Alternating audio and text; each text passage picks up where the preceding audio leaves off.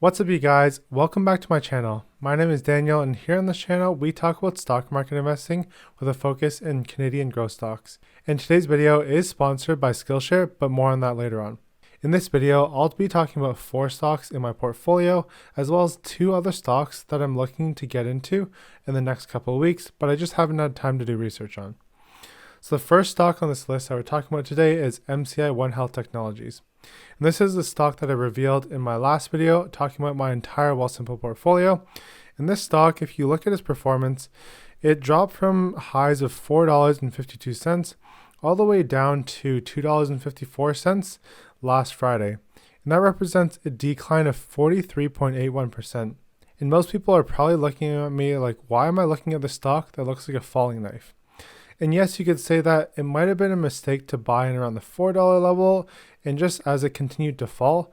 And as an investor, it's very difficult to judge that sometimes. And I could say that, yeah, maybe it was a mistake to invest in there. But in the end, the reason why I'm investing in this company is really for the long term and just what their business has to offer. And a few things that I've heard out there is the day that they started trading was actually the day that the White House was stormed and just the entire market sold off.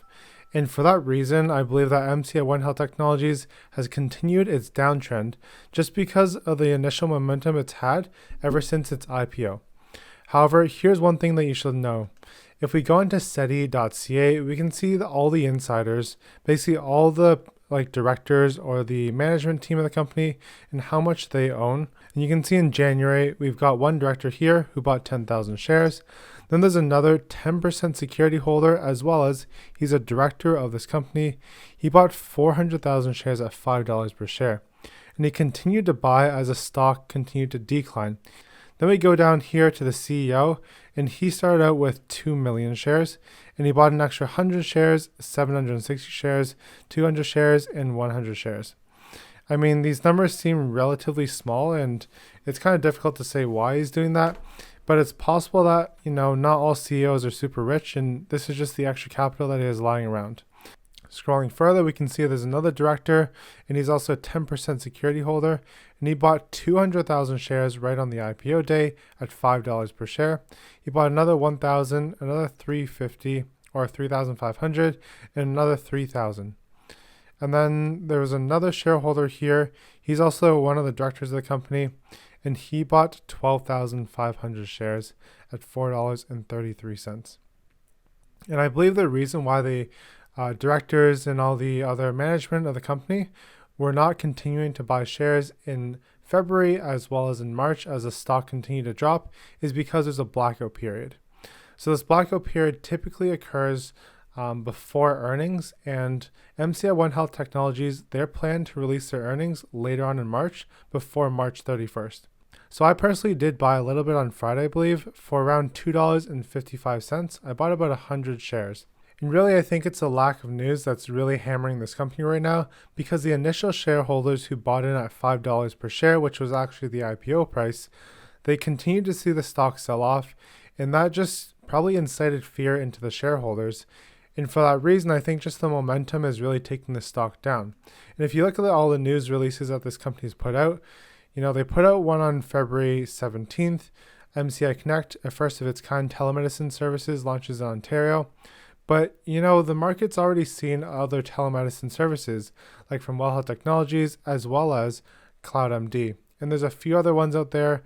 So it doesn't really seem like it's any sort of groundbreaking news that this telemedicine service came out.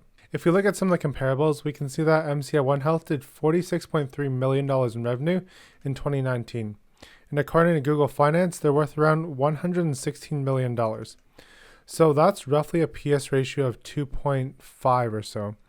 I don't believe this market cap is actually accurate, and it's more so around the 200 million, but even then, that would put the PS ratio roughly around 4, based on $46.3 million in revenue in 2019. So these aren't the 2020 numbers. We'll have to wait for those to come out later on in March. Now, if we look at CloudMD or Well Health Technologies, they're definitely further behind in terms of the PS ratio the past 12 months. They're sitting somewhere around like a 10 to 20 PS ratio. However, if you look at their revenue run rate, basically this is like the next 12 months of revenue. Then I guess maybe Well Health and CloudMD are trading roughly in line with MCI One Health Technologies. But then again, you got to remember, we're looking at the 2019 revenues from MCI One Health Technologies versus their market cap today. So we'll have to wait for the 2020 numbers to get a better idea of what kind of revenue run rate this company has. The next company we're going to talk about is the Very Good Food Company. And the latest news from the Very Good Food Company is that it completed its first day of trading on the TSX Venture Exchange. So for those of you guys who use Wealthsimple Trade, yes, the Very Good Food Company is available on Wealthsimple Trade. But the thing is, if you look at the stock chart, what's interesting is that the day that they traded on the TSX Venture, I believe it was on the 17th that they were scheduled to trade, the stock continued to drop all the way to the end of the week, and it traded at lows of $4.77 on March 18th, and ended up recovering at the end of the week to $5.39. Originally, I thought the support level was going to be right around here at the $5.80 mark, and we saw there was a gap up at that mark. It bounced back down to this mark over here, and it traded around the $5.80 mark for about 2 to 3 weeks. However, it did break below that, so this may end up being the new support level, because this was also a previous support level right over here where it traded around that level. And then it bounced off the, I guess it was a $5.14 mark about twice now. So this may be the new support level, and this may be the new resistance level. Also, we can see that the volume has dropped off dramatically. So there's a lot of volume right here when Jeremy came out with his bull thesis on the Very Good Food Company, and that took the stock up like crazy. But if we look at the market cap of this company, they were trading around an $800 million market cap, when they only did about, I think, $1.3 million in revenue in the previous quarter. So there was a huge disconnect in valuation based on what the company was producing at the time. Ultimately, I believe that ended up leading to the sell-off, and that's why we're back down here, and we're probably going to trade sideways. This is my opinion at least. And I think the stock may end up breaking out once there's a lot more news about the factories that they're building out and when production continues to scale in their new facilities. As I mentioned in a previous video, I believe that the revenues this company could put out are around $1.37 billion based on full capacity production of their 3 facilities, which they should be inheriting by the end of 2021. And it might take them a couple years to ramp up. So by 2024, let's say, this company should be able to generate $1.37 billion of revenue, which is a relatively conservative estimate based on an average price per pound of $10. Before we move on, let's talk a bit about Skillshare, today's video sponsor. So personally, I've been using Skillshare over the past couple of months. I use it to learn about things like creating thumbnails, programming, as well as some video editing skills. Skillshare offers thousands of inspiring classes for creative and curious people on topics including design, photography, freelancing, and even finance. Classes on Skillshare include a combination of video lessons as well as a class project to help solidify the concepts that you learned. Members get unlimited access to thousands of inspiring classes, and most classes are under 60 minutes long. They're ad-free, and best of all, they get straight to the point. The cost of Skillshare is under $10 if you're in the States, and for Canadians, it's $11.75 per month if you do an annual subscription. I personally have also posted my first class on Skillshare, so if you're interested, you can check that out, and I'll link that in the description. In the future, I plan to add another course which outlines all my steps for stock market research, and I'll let you guys know when that's available. Now, if you go down below and click on the link, the first 1,000 people who sign up with the link today will get a free trial of the premium membership so you can explore your creativity. Now, jumping over to Well Health Technologies, and I just wanted to go through this earnings report quickly for you guys and just give my opinion on why I still am super bullish on this stock. So here you can see that Well reported record quarterly revenues of $17.2 million in Q4 2020, reflecting a 75% year-over-year increase. Well's growth was led by its software and services revenue, which increased by 400% in Q4 2020 to $5.8 million. So here you can see the software and services revenues were increasing by 400%, whereas the overall revenue increased by 75%. So therefore, their software revenue segment is growing quicker than their entire business. And this is a good thing to see, because the software and services revenue are higher margin than their other revenues. So the total annual revenue for WELL Health exceeded $50 million in the year of 2020. The company does believe that its current annualized revenue run rate is approaching $300 million, including the proposed acquisition of CRH Medical Corporation. But you just got to remember, WELL Health is paying out around $300 to $400 million for this acquisition. But the reason why they're acquiring CRH Medical Corporation is not for its high growth, but rather for its cash flow. I believe last year they cash flowed around $40 million. So basically from the operations of CRH Medical, they were bringing in a positive cash flow of $40 million. So in the fourth quarter of 2020, the company actually completed 7 transactions.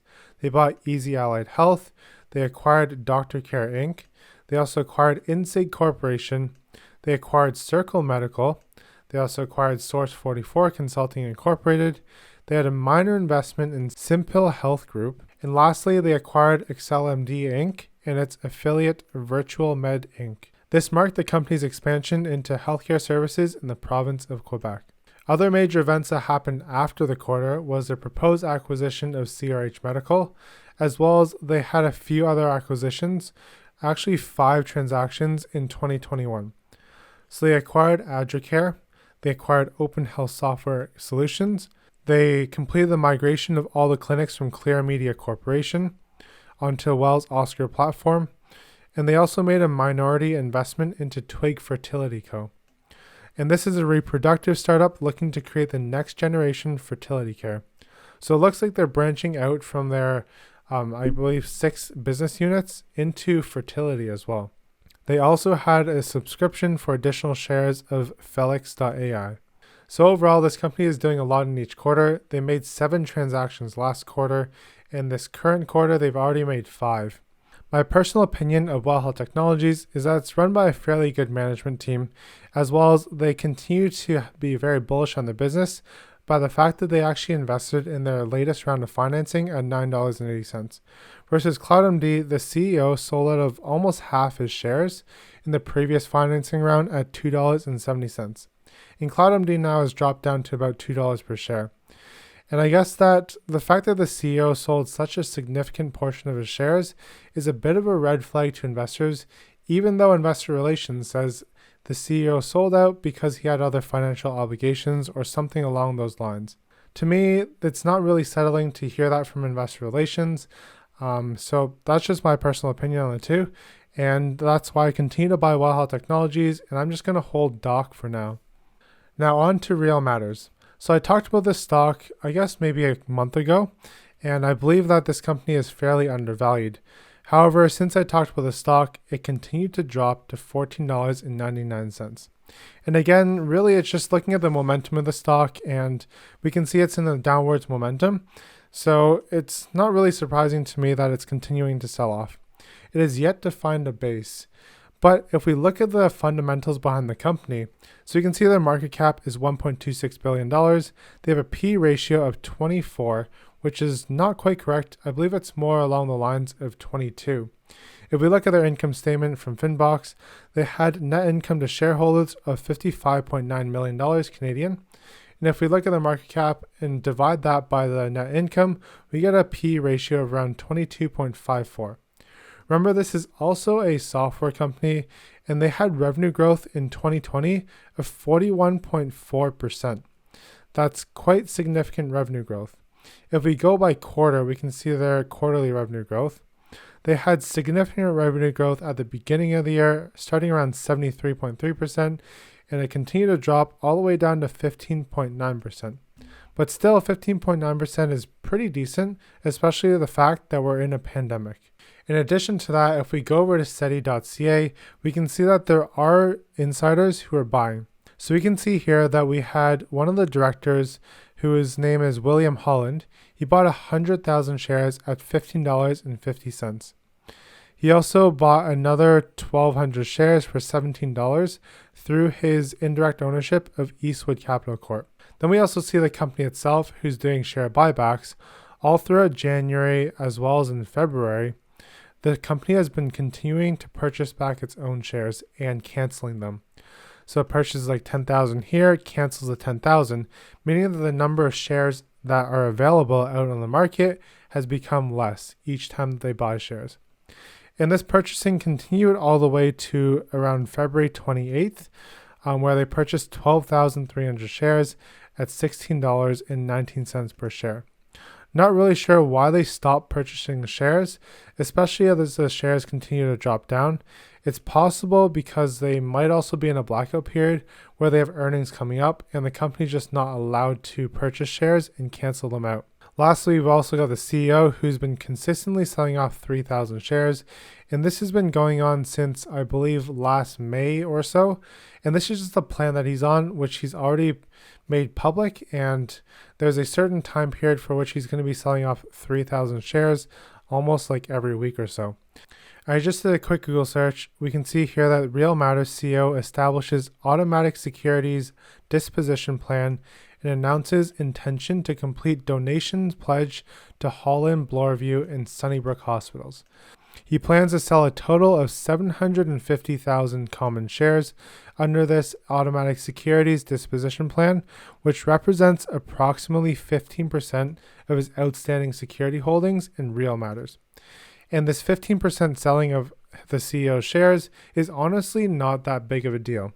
The fact that he's been the CEO for quite a while, it's fair that a CEO wants to liquidate some of his shares to do something with that money other than leave it in a company.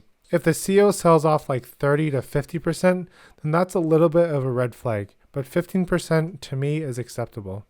It states here that he'll continue to hold a significant equity interest in Real Matters following the sale of his shares.